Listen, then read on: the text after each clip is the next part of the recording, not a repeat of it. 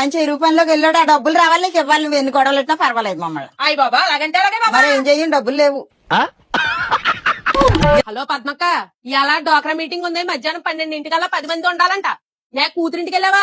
ఇలాంటప్పుడే కూతురింటికి వెళ్ళాను, కొడుకింటికి వెళ్ళాను అంటావు. లోన్ తీసుకునేటప్పుడు మాత్రం ఊరికి ముందు నువ్వే ఉంటావు. ఈ ప్రెసిడెంట్ సెక్రటరీ లాగా డోక్రాకి ప్రెసిడెంట్ సెక్రటరీ అని పెట్టారమ్మా. అందులో మిగిలిది లేదు, సచ్చిది లేదు. మీటింగ్లు అంటా తిరగలేకపోతున్నావు, సంతకాలు ఎట్లయిపోతున్నావు.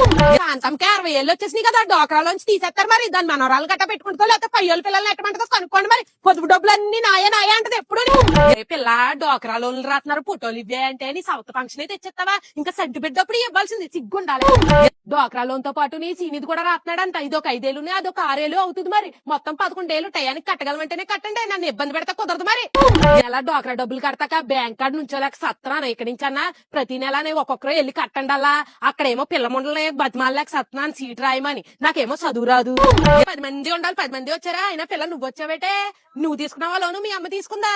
లోన్ డబ్బులు తీసుకోవడానికి అయితే 10 మంది వచ్చేస్తారు. మీటింగ్ లోప్పుడే ఒకరు ఇద్దరు వస్తారు.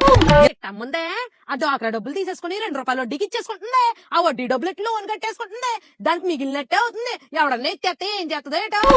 డబ్బులు ప్రతి నెల 5వ తారీఖు కల్లా పంపేలా, పంపుతులేదు. 10వ తారీఖు దాకా పంపుతులేదు. ఏదో ఇంట్లో గుడ్లు ఎట్టేస్తున్నట్టు.